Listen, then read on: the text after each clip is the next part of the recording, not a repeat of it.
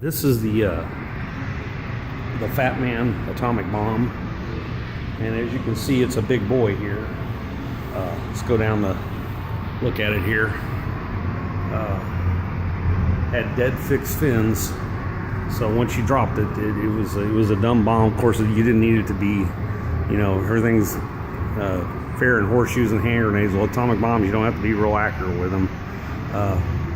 So you see here, this is the nose cone. So, and you see the bolts here. So this is all surrounded by RDX. It's about that, maybe twice that thickness of my hand going here. So it would be about that thick of explosives all around here. Now they would put the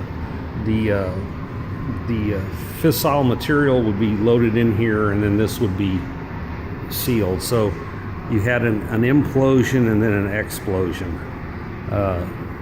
So it would release 100 times the energy of a conventional blast.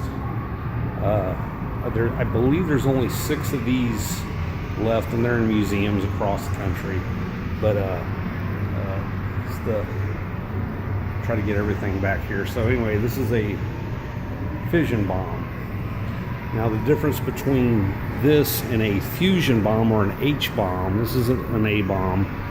The difference is you need, it's like a pancake effect. So you need an A bomb to set off a H bomb. So in this case, instead of having the RDX around here to cause the fissile material to get close to each other to split the atom, you're causing the hydrogen atoms. You're exploding an atomic bomb to start a hydrogen bomb, and how that does it is it causes a fusion of the deuterium, and that releases 4 times as much energy as the atom bomb. So, and again, it's implosion to explosion. Want to cover a little bit of Nagasake, which was the second target. So, the only real viable target in Nagasake, and it isn't even, here's the battlefield or the bomb area of Nagasake. Now, history will tell you this was the alternate target, that they couldn't get to the place, but and this panorama doesn't go further enough. But if you were to follow this down to about here, you can see the crater. Excuse me. The end of it would have ended about where my finger was. Well, there was a target about here, and that was the Mitsubishi shipbuilding plant, and it got damaged, but not that much. But that was the only real viable target in the area, and it really wasn't even that viable. If you think about it, it takes a long time to build a ship. Now you can build ship parts, but they're by this time their navy was decimated.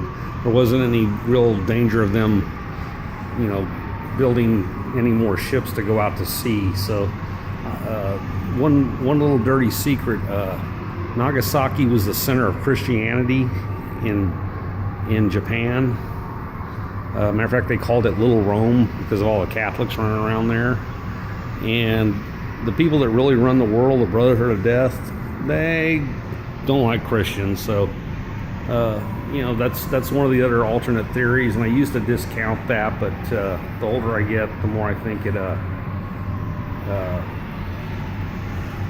actually, that was the reason they picked that. Now they'll tell you that there was a munitions plan, and then they also have an alternate thing that it got lost in the fog. But I believe the older I get, the longer I think that's actually. And here's a picture of it right after it's assembled. Obviously, you do the final assembly on site before you land it, because the alignment, it's between the fissile material. It's almost like a carburetor. You need to get the most of it pushed together. That's why they have to redo nuclear weapons, because the the smaller, more compact ones, they operate like on a jigsaw, so they get the most fissile material in like it's almost like two keys coming together. So it's almost like interlocking your fingers. So you put the most fissile material on spikes as opposed to a big pile of it, and that'll cause the fission to go off on a standard A-bomb. So that's why they have to redo a lot of especially the smaller ones, because if they're so compact, they have to be recalibrated pretty regularly, because if they're off just a little bit, the fission won't occur. Thank you.